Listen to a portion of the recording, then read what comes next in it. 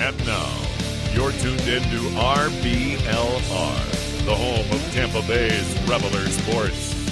Hello, everyone out there in Tampa Bay and beyond. This is James Mills coming at you for the RBLR Sports Podcast. I am here tonight covering the Rowdies the way that I usually do. I am not here with my usual co-host. Instead, I have Nick Porcelli, who has helped us out at RBLR Sports, usually on the writing side. But Nick, thank you for joining us tonight to talk about the Rowdies on our podcast. Glad to be here, man. I'm excited to talk some soccer. Yeah, well, there was some soccer to talk about this past weekend. It wasn't just all related to the international game, as much as there was plenty of that going on. The Rowdies also played, and we actually had a good game to discuss. So before we get into all that, Nick, just wanted to ask you, how are you doing on this Tuesday night? I'm doing great, man. I'm always happy when I get to talk a Rowdies win instead of a Rowdies loss. And, I mean, that was a fun game to watch, so I'm really excited to – this is my first show, so I'm really excited to be here and just talk some soccer. Yeah, absolutely. Absolutely. Let's get into that then, because there is, as I said, some actual soccer to talk about that wasn't just related to Argentina or Spain or what have you, but there was a very fun game for the Rowdies this past weekend, despite the rain delay. So the Rowdies returned home to Al Lang Stadium and got a 2-0 win out of it versus Orange County. Anyone who knows the Rowdies and Orange County knows that this was a good win to get, because there is something of a rivalry there. There is at least some bad blood, some negative feelings related to past games. Everyone who made a prediction last week on the RBLR Sports podcast did get a point, at least a point. I actually ended up getting 3 points. So it is now closer, with Carlos leading on 9, Eureka on 8, and myself on 7. But this week we have another chance to earn points, and Nick, you will be contributing as the guest spot so that we can see how they do when we preview the next game coming up this weekend versus Indy 11. So that is where we're headed next. Please stay tuned for all of that. Don't forget also that we have a watch party coming up at Barrie House this weekend. It is, again, this Saturday. It starts at 6. The game, though, starts at 7. So if you would like to be there and take part in our pregame show, you can do so at 6:15.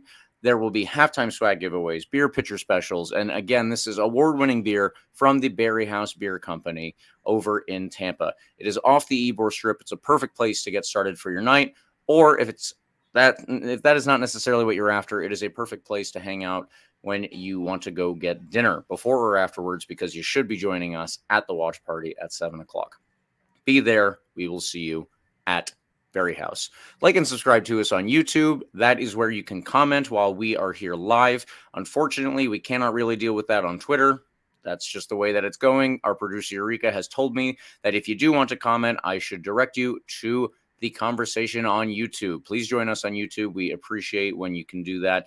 And as I said, then you can actually contribute as well. And we do appreciate when you do that. If you just want to follow us and you're listening to this podcast when it comes out, please follow us on all social media, Instagram, Twitter, TikTok, Facebook, Threads, everywhere at RBLR Sports. You know what to do. Nick, let's get started with the quick recap here. All right, so you mentioned it earlier, kind of a weird one when considering that these two teams had not one, but 2 lengthy delays, thanks to a rain delay that happened, I believe, in the 28th minute. However, this was our first game back after a lengthy, nearly month-long road trip. Yeah. And they did not waste time. Cal Jennings put them up 1-0 in the 6th minute, and he would later add a second one later, and I believe I got to look at my notes here. I believe it was the 32nd. Someone correct me if I'm wrong there, but somewhere in the 30th range. And they kind of just would pile it on from there. Obviously, they would have the lengthy rain delay, and obviously it would help when Orange County, they would go down a man after one of their men was booked. And second game in a row, by the way, let's not forget that the Rowdies have gone up a man, unlike last time where some certain members, including a person who may or may not be producing the show, were pretty pissed about how we played with a man having an extra man.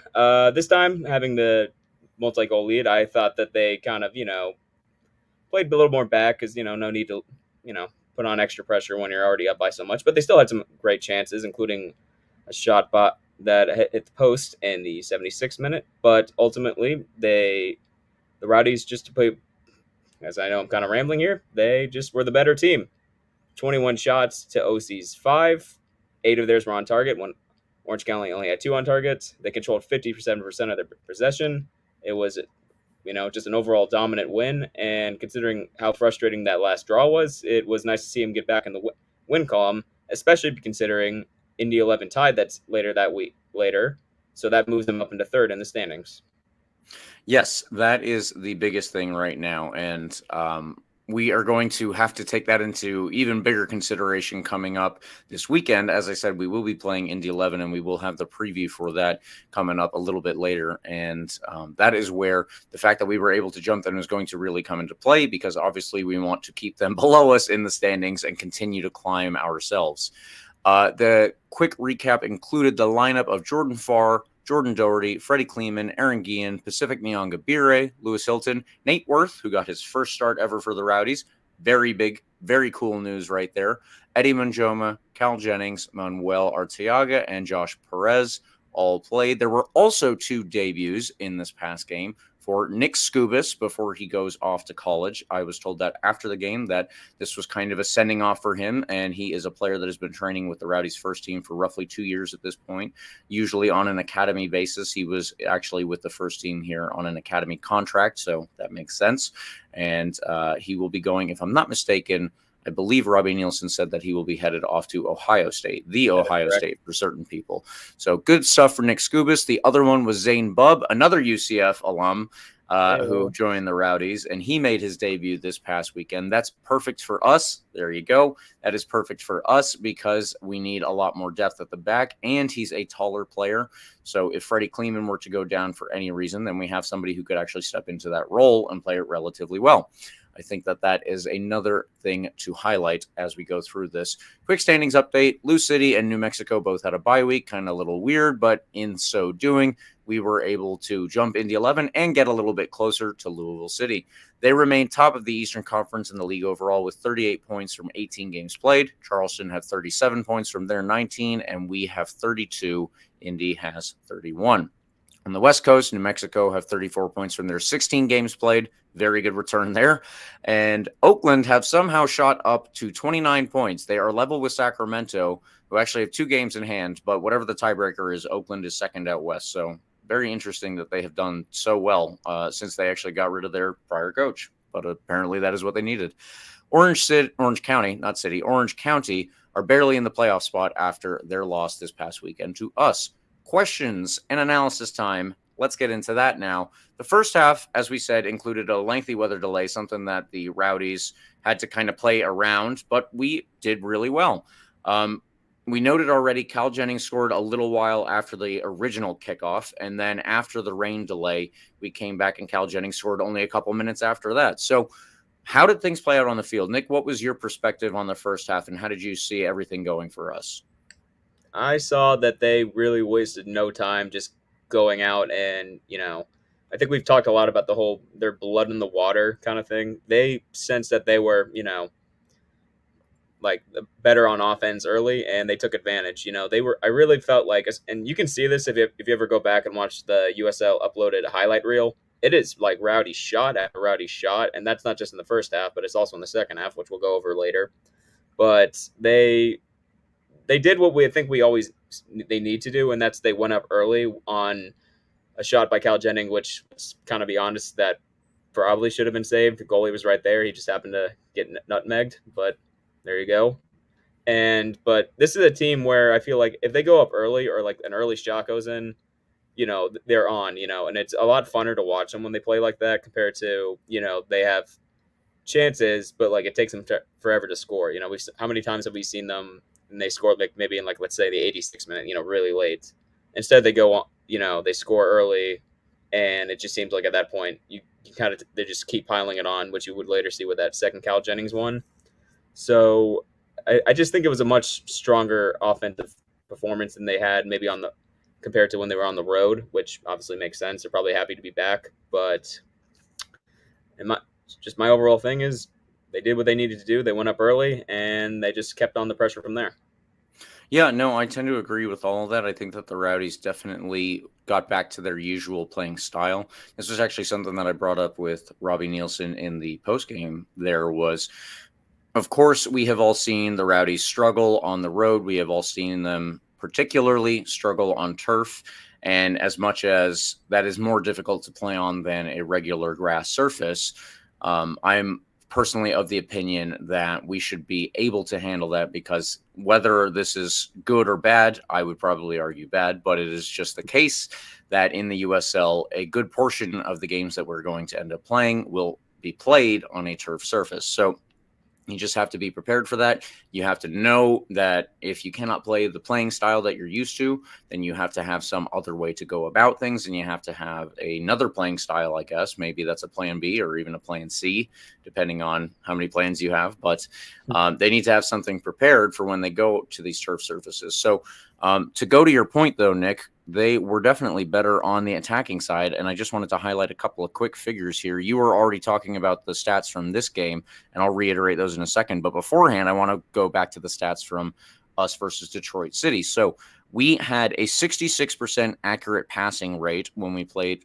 a 73% accuracy rate when we were passing and playing Detroit City. So that's not terrible, but it's not the best.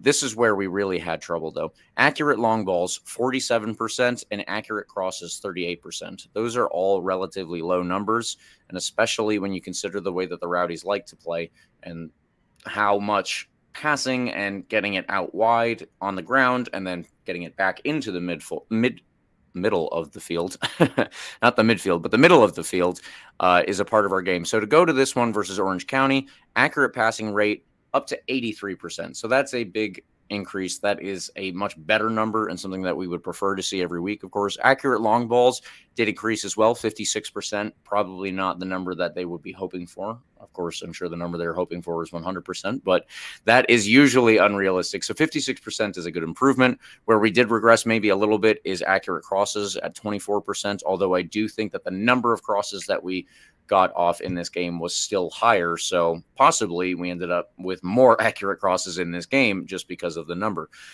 So yeah, all of those things are very good to highlight. And I think that we were able to play the usual way that we want to play. That is getting the ball on the ground, frequently involving Lewis Hilton, finding one or the other of the fullbacks.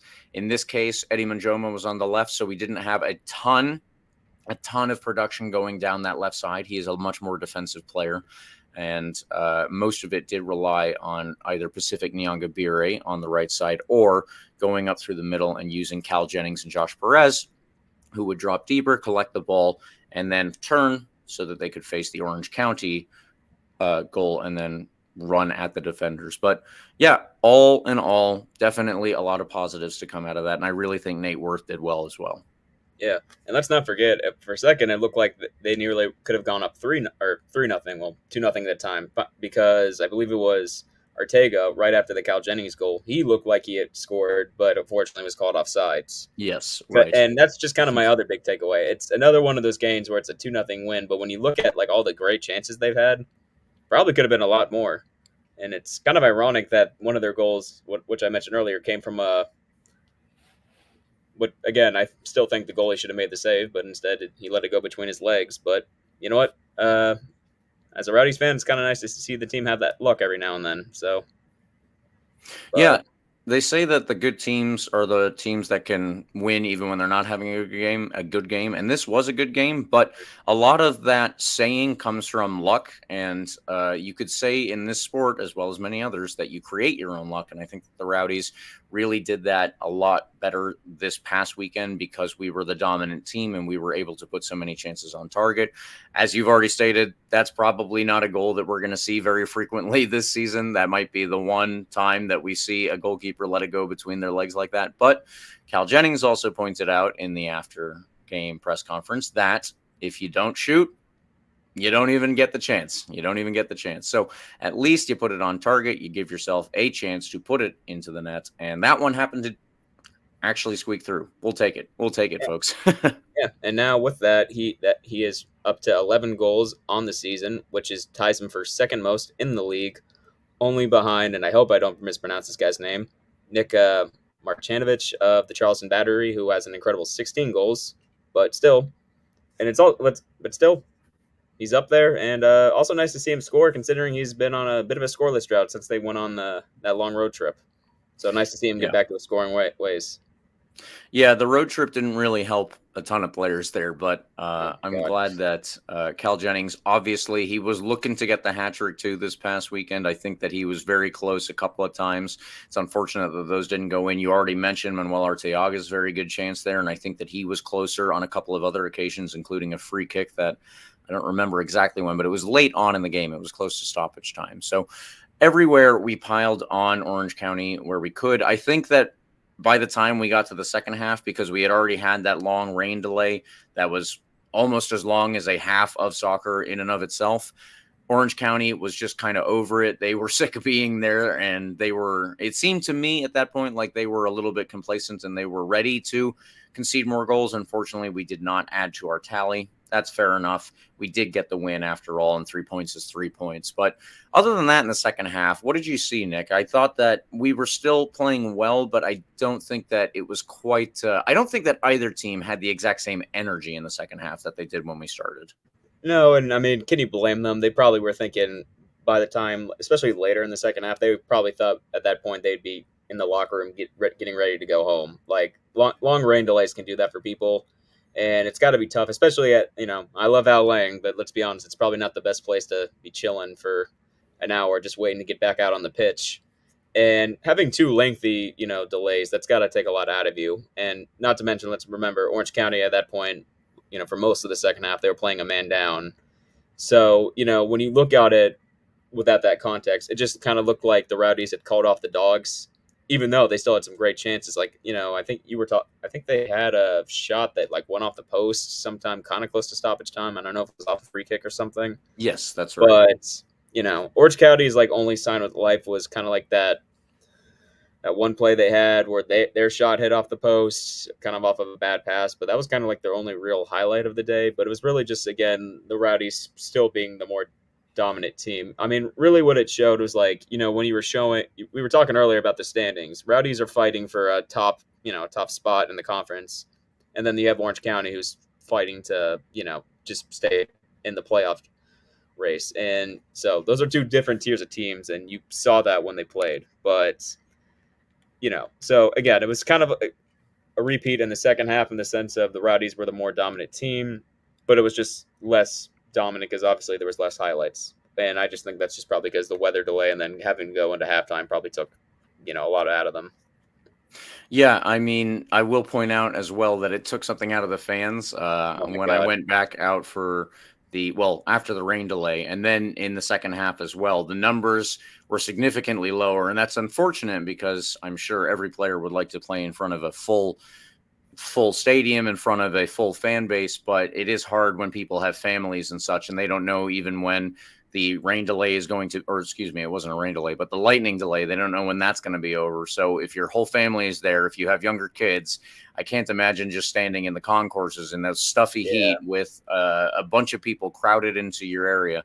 I know that my family, we were waiting in an area where the guy in the Dippin' Dots at the booth there, he had his line, and it was, I guess he just didn't want people to stand where his own line for the Dippin' Dots stand would be.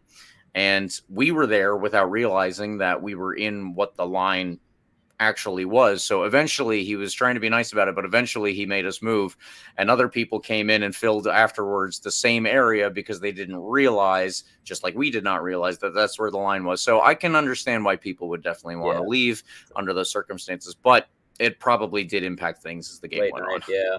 I'll tell you what's ironic. When I was watching the highlights back yesterday to prepare for the show, I saw at the start that the TV, they put up a graphic just kind of showing what the keys for each team were going to be if they wanted to win. And I'm not even kidding. Orange County's one actually said weather the storm. They did not do that. No, they didn't. To be fair, I don't think any of us could, because let's just be honest, Al Lang, that is not a comfortable stadium to be stuck in a lightning delay in. Yeah, it's got a lot of stuff going for it, I would say, but Al Lang's concourses in the middle of July is not the best place to be, and it's definitely understandable. So, in the meantime, though, the Rowdies did what they needed to do to stay warm, to stay ready, and that was something that Cal Jennings also brought up. That I guess someone who went to college in Florida, another hit on UCF right now, but Cal Jennings went there and he said that he had actually experienced many games in his college career where they had lightning delays and they had to do the same thing. You just have to be ready when the delay is actually over. You can go out there, you have to be warm, and you can jump right back into it. They did give them a little bit of a chance to warm back up, so that was good to see. But it probably also meant that a couple more people left at the same time. So fair enough. If they are professional footballers, we should take care of them and let them warm up so that they're not running cold. But it did probably impact the long run of the evening and then the second half overall. But I think that we've covered most of this, Nick. Are there any other bits or pieces you want to hit on before we get to the man of the match here? No, I think that's pretty much it. We talked about Scuba's debuting. I just want to ask if you know this because it feels like this year we've seen a lot more call ups from the academy. Do we know what number he would be? Like how many people have debuted this year, counting him? I don't know how many people have made their debut. I know that we have 5 Academy player signings. Yeah. So that would include Christian Ortiz, Nick Scubas, Amari Folks, and they just made a new signing this past weekend that is well, that's going to be something that we bring up later on. But Christian Ortiz is now on his own full professional contract. That's not an academy contract, so that is something to keep in mind. Like I said, I think Scubas is off to. He's off to Ohio State. Yeah, he is. He's off to college now. So this new player, Matt DeJesus, we will get into him a little bit later, but Matias DeJesus, excuse me, he will be the 5th academy signing that the Rowdies have made this year. So honestly, pretty good stuff from the Rowdies that's awesome in that for department. the future, man. And I only wanted to bring up the Scubas thing because that him making the debut was actually pretty celebrated here in the Porcelli house. Because true story, he and my younger brother they were classmates together in school. So nice, yeah, that's pretty cool. My mom just saw that notification. Saw his mom posted that he made his debut on Facebook, and she was real happy. So that was pretty cool. Yeah, that's awesome. And I mean, that is a hell of a way to get a send off before you go to college. You make your professional debut at the USL championship level. Man, I don't know what I was doing around 18, but it sure was not that. So let's get into our man of the match for this one then. I will point out that Cal Jennings and Jordan Doherty are on the USL team of the week. Whether or not that impacted our decisions, who can say? Maybe we'll get to it right now. But Nick, who was your man of the match for this one? Mr. Cal Jennings. And before someone says it, no, it's not because he's from UCF or because, he was so gracious to allow me and a friend to interview him for my other website that I write for that covers UCF, Black and Gold Banneret. No, it's simply just because all the chances he had, he put in those 2 goals, especially early. And when I was watching, I felt like the offense revolved around him. He very easily could have had a hat trick, the best offensive player. And in my mind, he was probably the biggest key, especially on offense, to them getting the win. Yeah, I think it's kind of hard to argue. Like you said, he almost had more than just the 2 goals. And even if one of them was a bit of a fluke, there were plenty of other chances that he made up to at least earn himself a double like that. So well done to Cal Jennings. And I hope that the next time he plays, he does get the hat trick. That would be great. My man of the match, though, is the other USL team of the week player, Jordan Doherty. From his position on the back line, he was still able to create the most chances in this game with 3, and he happened to have the most tackles in this game, also 3. So those are very interesting numbers right there. On the defensive side, there were 2 interceptions, 3 recoveries in addition to those 2 tackles, and he had the aforementioned number of chances that I mentioned, which was 3, and actually I guess was the most in the game. But you also get special consideration when you're a defender from me if there is a clean sheet. Obviously, there was in this one. And I think the only time that Orange County actually looked like they were possibly going to score was that one in the second half where they hit the post. I thought that was going to be a goal, but they kept it out. So fair enough. We keep the clean sheet, and that is good enough for me. They have played their way into the USL team of the week here. So I guess it just kind of makes sense that they would also be our players of the week. But it's not just that it's not just a coincidence, I guess. We didn't choose it based off of the USL team of the week, but they are the two most highly rated players from this past game because they did all those things and because they had played so well.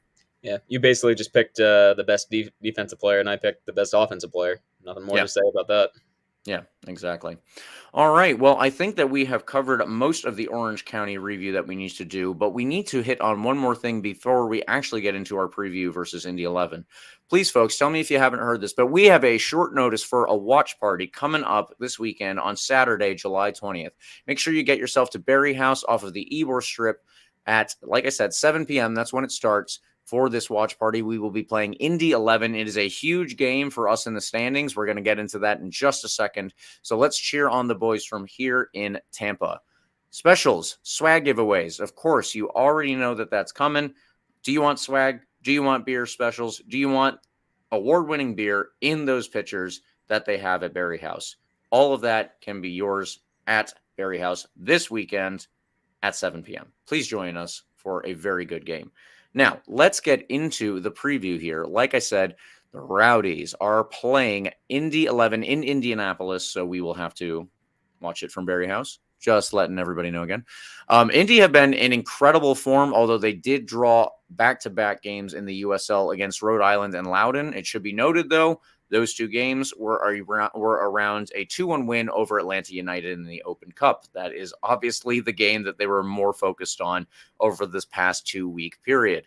Please keep that in mind when you look at their record, because beating Atlanta United is what they were aiming for, and they did it. That's awesome. They also did it in Georgia. They did not even do it on their own home field, so that makes it even better. Alaskan Hunter Sulte should be in net behind Ben Ofemu, Callum Chapman-Page, and Josh O'Brien as the defenders. The recent midfield has been for them a midfield of Ben Mines, Lawrence Wooten, Cam Lindley, and Aiden Stanley, expected behind Douglas Martinez, Sebastian Guenzati, and Augie Williams. Everybody listening probably just heard a name that perked up their ears. Sebastian Guenzati is still with Indy 11. If we remember back to last season when he had actually left the Rowdies for the first time in however long it was, the first game that we played in 2023 was against Indy 11, and Sebastian Guenzati earned a penalty that was not even in the box. So I remember that one fondly, but we all still, of course, love Seba, and I do wish him all of the best in the Open Cup run. I do not wish him all the best this upcoming weekend. I will just point that out. Jack Blake, that's another name that everybody should know. He has 8 goals for Indy 11 on the season, although he has not been starting the last couple of games. So it's a possibility that he is out injured. I have not seen their specific write-ups related to the past couple of games they played. He is ahead of Augie Williams, who has 5 goals, as well as Martinez, Sebastian Guenzati again, and Elliot Collier, who all have 3. Aiden Stanley is probably one of the most important players on this team. He has 7 assists. He also has the most big chances created and the most regular chances created. So obviously, we need to keep an eye out on this guy. Both of their wingbacks are going to be important, not just Stanley, but also Ben Mines on the right side. And we can expect a roughly similar 3-4-3 lineup. This game is very important, as I said, following our jumping of Indy in the Eastern Conference standings. We are above them literally by 1 point. We have played the same number of games as them. So if we can keep them from winning this game, we will at least stay ahead of them, even if we don't necessarily win ourselves and get closer to Charleston and Lou City ahead of us. We have a lot more probably to get into here, but please don't forget, everybody, we are playing this game in Indianapolis. That means that we are playing at their home stadium, and we are playing on turf. So all of that needs to be taken into consideration. Nick, what is your preview for the Indy 11 game? I am very interested to see how this plays out, for the simple fact that these are two, in my opinion, very, very similar teams, which probably explains why the difference in the standings is a single point. Obviously, I think in terms, and it sounds basic, but we're on the road on turf, so Indy is going to have that slight advantage, and especially considering they recently just upset an MLS team and are currently in the semifinals of the U.S. Open Cup. That is a team that you do not take lightly, and I will say this, it is a big step up in competition from Orange County. So, in my mind, this is a test for the Rowdies to see if like that performance was kind of fluky because of them being at home and who they were playing against, or are they, or can they sustain that? In my mind, this is a good playoff test because now you're going to have to face this. For all we know, this very well could be a team that we could see in the playoffs come that time. So, in my opinion, this is probably one of their most important matches of the year. Just kind of like so. I'm just interested to see how they come out and play. I think that I think we'll go into predictions later, but I think the Rowdies are going to be able to come out on top. But it's not going to be easy. Quite frankly, in this one, I'm expecting a dogfight. Yes. Yeah. I am of a similar mindset to you with that. As we've said, they do play a relatively similar style. There are going to be changes here and there will also probably be changes to the lineup that impact things. So we need to keep that in mind once we get out onto the field in Indianapolis. But at the same time, we do have the ability to beat this team if we play the way that we know we can. So the problem that I foresee, of course, is when we have these games on turf, this is something that has been a real big problem for us, something that we've already talked about. In the last couple of games before Orange County, everybody knows that we have had some struggles here. And honestly, getting into the Orange County game, I wanted to see exactly how the Rowdies did. Now, they had been building up to that all week. They were so happy to be back on normal surfaces and in normal confines around all of the fans who actually want to see the green and gold win. So that's all very important. Of course, this is going to be the opposite here, and they're going to have to deal with a pretty good fan base in Indy 11. Let's not get into the whole MLS deal going on in Indianapolis right now. But one of the reasons that I guess MLS is so keen on that market is because there is a pretty good fan base there. I don't know how many of them would switch over to an MLS side if that came about, but again, that's not what we're here to talk about at the moment. We're here to talk about the Indy 11 team that's in front of us. It's going to be unfriendly and it's going to be rougher to play there. So how are we going to do in terms of what we had already talked about when I brought up the Robbie Nielsen interview? He says that frequently when they play on turf, they have to change up their style. They have to play something else. So if they have their plan A, that works. We know that that still works. It wasn't just a problem, I guess, with this team that was larger than that. We know that we can beat people at home playing the way that we want to play. Now we got to go do the same thing again against a very good team in Indy 11. If we were, just as you said, Nick, going to see them in the playoffs later on, possibly, let's say they end ahead of us, then they would host and we would have to go and play them there. I would like to avoid that, obviously, for all of the problems that we've had getting into just this portion of the season. But let's just hope that if we do get this test in the future, what we are dealing with this weekend, what we see from the Rowdies this weekend, is a positive way to go into the future about anytime we go up on another turf surface here. I think that there is going to be, it's going to be us not being able to play the ball on the ground the way that we want, because that is apparently, according to Robbie Nielsen, one of the bigger problems about playing on these surfaces. And I totally understand that the ball does not bounce the same. But we need to know that this team is able to handle that. And we need to know that this team is able to overcome that if they're going to be a team that is actually able to challenge throughout the playoffs, that is actually able to challenge for, let's say, trophies down the line. I would obviously love that as a Rowdies fan. And yeah, this is going to be a big test. And I think the word that you used, dogfight, is perfect. Yeah.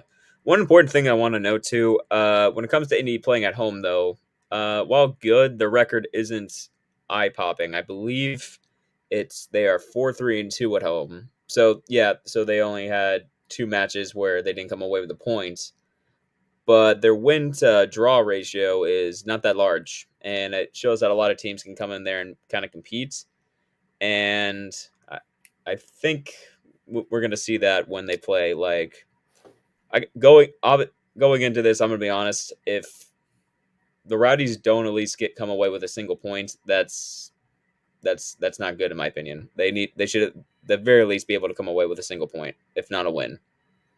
Yeah, if the Rowdies are going to approach this game, as we've already said, they need to have something that is going to be different for them. They need to have a different lineup, maybe a different game plan, a different approach, all of those things probably. But what I would like to see is if the Rowdies think that this is going to be such a difficult game because we are going away to this turf surface and because we are playing a team that is probably in really good form at the moment, despite the 2 draws that they've had in their last USL games, then I would like to see us maybe approach this in a more defensive way. We need to say, let's sit back. We'll be the ones to allow Indy 11 to do all of the pressing and all the attacking that they want to do, and we will try to catch them on the counter. We probably have the quality to handle that and to get away with it too. So if that's what we need to do to win this game, if that's what we need to do to get a point out of this game, we should at least try to keep Indy 11 beneath us in the standings, and we can stay in 3rd place, live to fight another day against the likes of Charleston or Louisville City, or maybe even New Mexico if it ultimately came to that way down the line in the playoffs. But yeah, there are a lot of things to take into consideration here, and it'll be very nice to be Sebastian Guanzotti, but I would just point out one more time that I do not wish him well in this particular game. I would like for the Rowdies to be the ones who come out and show that we have all of the facets of USL Championship play covered, and that includes these games. Same here. I'm expecting, I'm going to go ahead and guess that for the first, let's say 15 or maybe 10 minutes, it's going to be a very each team feeling each other out kind of thing. And after that, then I think the team will decide to go with either the Rowdies saying, all right, let's play back like you were saying, or okay, let's see if we can try to attack. But I'm expecting the game to start off slow, and then as it goes on to really crescendo and turn into the dogfight that I was alluding to earlier. Yeah, that is a definite possibility. I imagine that Indy 11 will have the upper hand, at least in those first couple of minutes there, while they know what the surface is like and play on it all the time.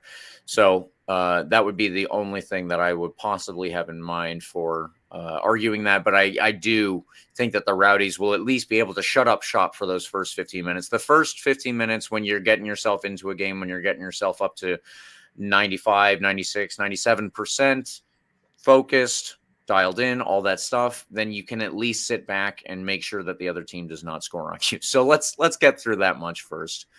Nick, do we have anything else that you want to go over before we jump into the predictions here? Who in your opinion do you think are the keys to the Rowdies at the very least earning a point, if not a win in this game? We can go into predictions afterwards, but who needs to show up in this game in your mind? Yeah, well, so this is, I guess, a bit of an issue that will play out also on the injury table. Do you call it a table? But with Blake Bodley having been in and out recently, then our left side is not entirely determined at the moment. Eddie Manjoma has been filling in there, and he has been doing well.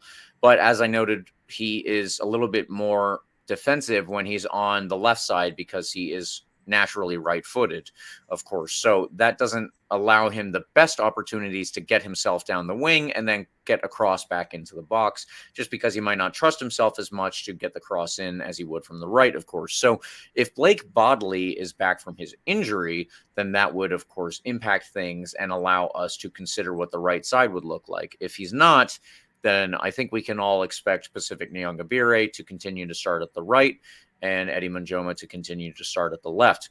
Barring any type of lineup or formational change, I guess I should say, barring that, the only thing that I would point out is if we do have Blake Bodley back, it might be worth it to put Eddie Manjoma back on the right side simply because he is a more defensive option than Pacific Nyongabire. And specifically, if we're talking about Indy 11, their left wing back, not their left back, but Aiden Stanley, as I've highlighted, 7 assists on the season. That's a very high number for a more defensive player. He also leads the team again in big chances and regular chances created. So this is the guy that we really need to watch out for in terms of the danger man. Now, Cam Lindley is the player that is in the midfield that is kind of like our Lewis Hilton. They're actually relatively similar players.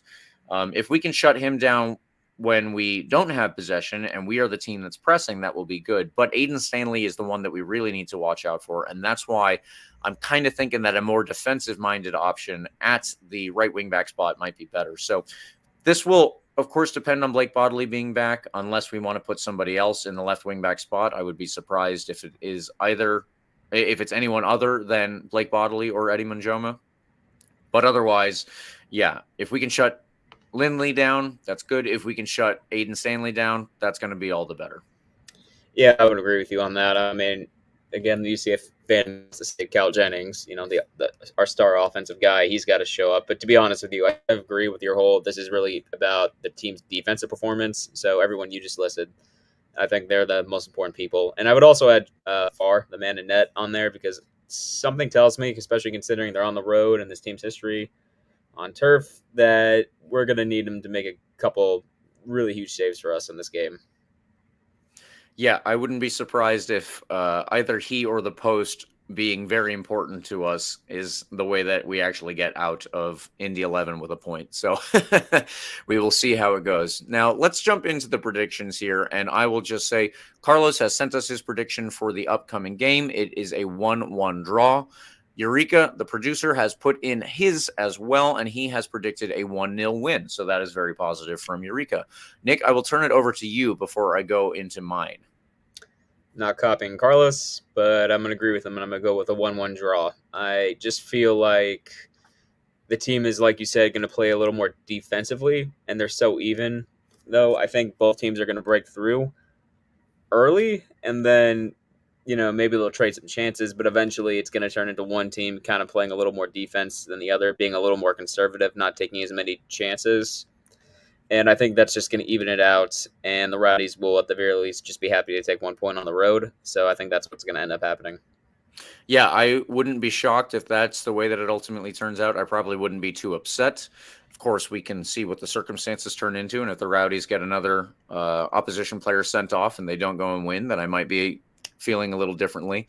Mm-hmm. At the moment, though, I will probably look at the form of Indy 11 recently and say that that is where I'm leaning. And with that, I will put in my prediction for a 2-1 loss. That is not what I would like to see, but for the sake of my own gathering points, which I have actually done recently, despite myself, I am going to go with a 2-1 loss. And that will be my prediction for this one. I still think, though, that we have every chance to get out of here with at least a point, if not more than that. So everybody, come join us, like I said, at Barrie House, and we can all watch it together. Now, Nick, let's get into the extra time segment, and we can actually talk about that new signing that I had mentioned earlier. The Rowdies made another academy signing last week when Matias De Jesus joined on an academy contract. I think that everyone is going to hear me say De Jesus and think, are you sure that's how it's pronounced? In fact, it is, because the 18-year-old with Brazilian roots, as opposed to Spanish roots, or, well, Spanish-speaking country roots, moved here from Indy in 2022 and joined our academy. So this is awesome.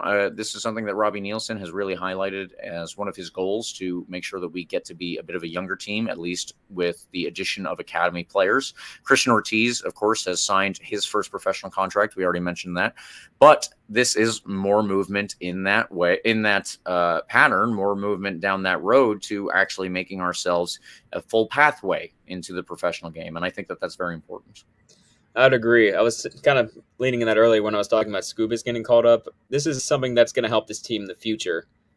We've had great teams in the past, but they've always been players we've brought in, guys kind of more on the older end, and people that, would make you worry that eventually we'd age out and we wouldn't be able to compete. This is something that can sustain success for the club for years to come. And for this only happening in year one of Coach Nielsen, I think that's an incredible thing. And I'm really interested to see how I'm really excited to see this guy come out and just see what he does on the pitch, because I hadn't had the opportunity to see any clips of him playing. So I'm excited to see what he can add. And I also just want to add, as a 21-year-old, the fact that this kid is 18 and he's playing pro soccer, and he's already farther ahead in life than I am, makes me think things, but we don't need to go into that. Yes, well, as someone who's already out of college, I'm going to completely leave that conversation behind for the time being. That is not something that I need to think about right now. Additionally, with the Rowdies Academy, we need to highlight this. The academy signing and now professional signing, Christian Ortiz, is away because he is on international duty representing the Dominican Republic at the CONCACAF Under-20 Championship. That starts this Friday, although I believe the Dominican Republic's first game is, it's only Saturday, not that far off.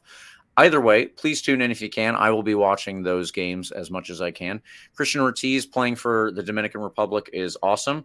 I believe he's originally from New York, but then he has family obviously from there. And him getting this call up is fantastic. He has earned his way into the first team. He has earned his way into a professional contract. We have seen him come this close to scoring. I will never forget how far I ran from my seat when I thought that I was already up and I was already celebrating when it just went wide. But we don't need to get into that. He's going to score for the Dominican Republic. I have no doubt about that coming up in this tournament. And congratulations to him on doing that. I got nothing else to add, man. I got nothing else to add to that. Well, to him.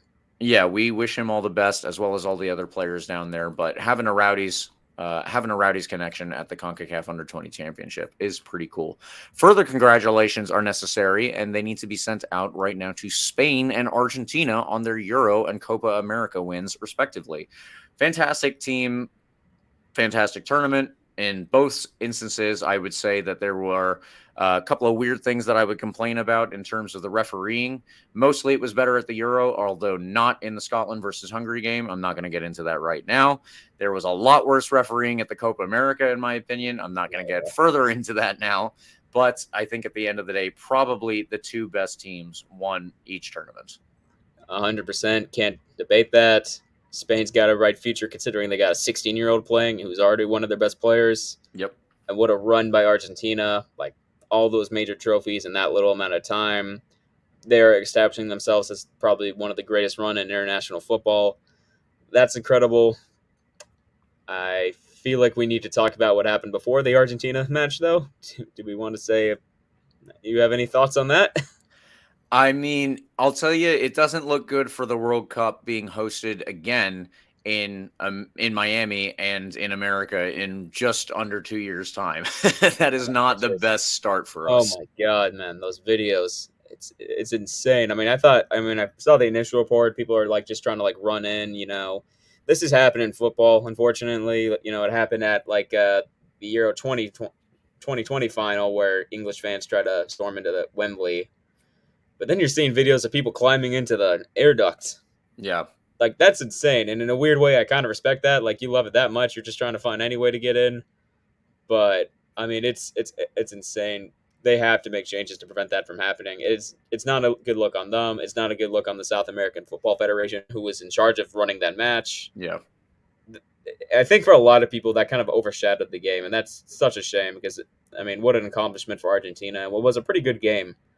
But, man, I've never seen anything like that. It's just, it's been a few days since then, and I still can't get those images out of my head. I'm still stunned by them. Yeah, no, it is literally stunning to see them for sure.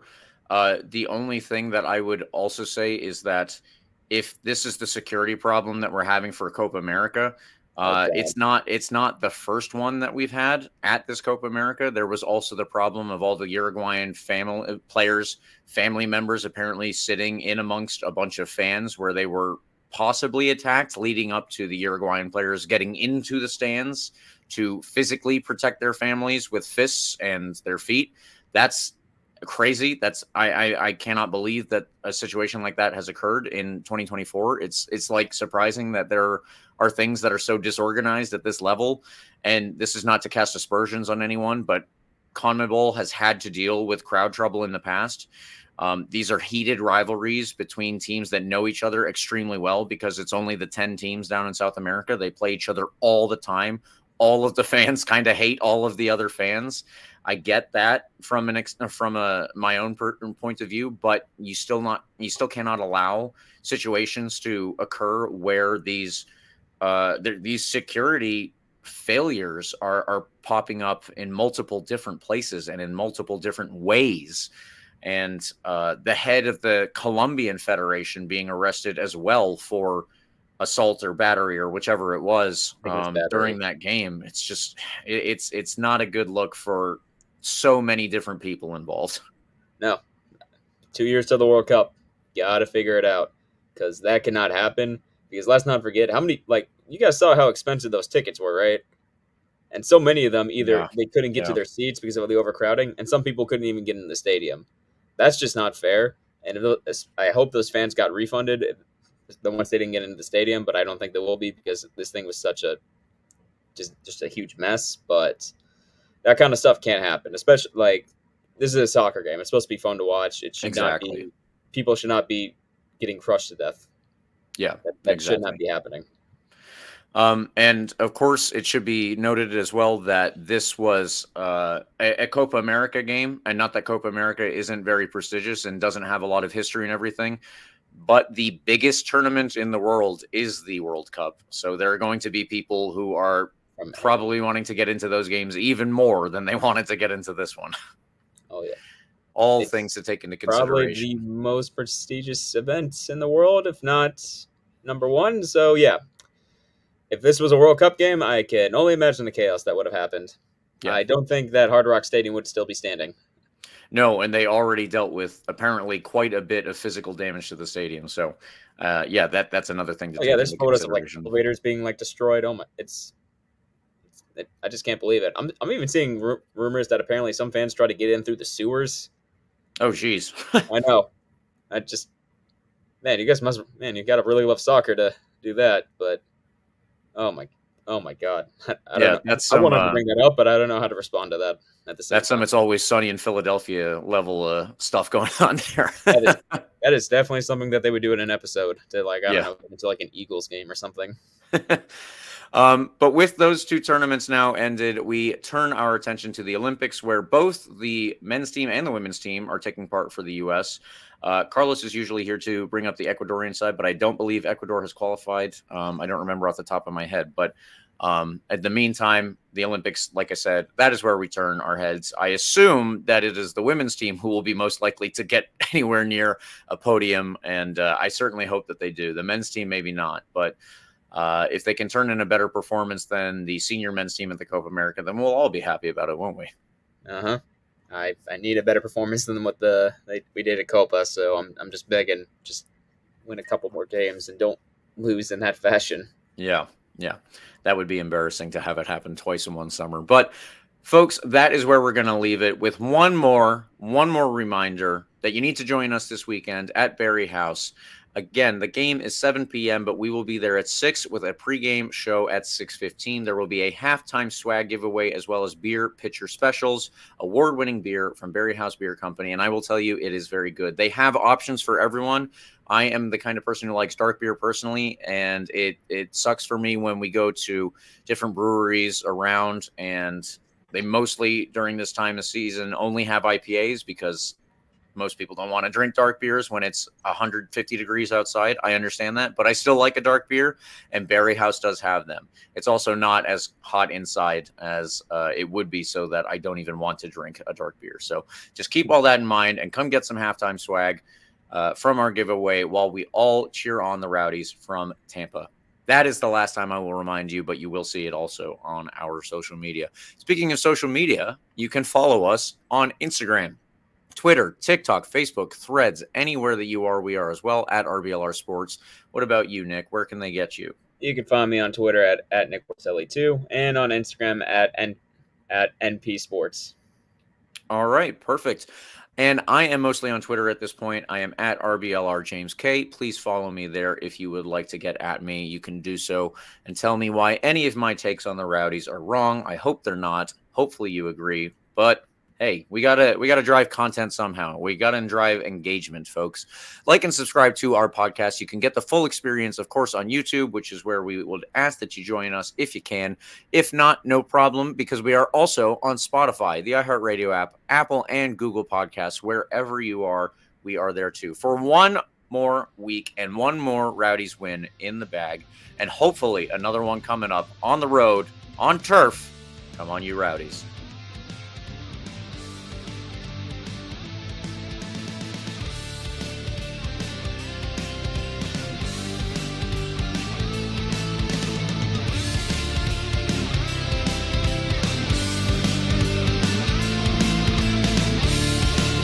Thank you for tuning into this presentation by RBLR Sports. On your way out of the stadium, please remember to like and subscribe.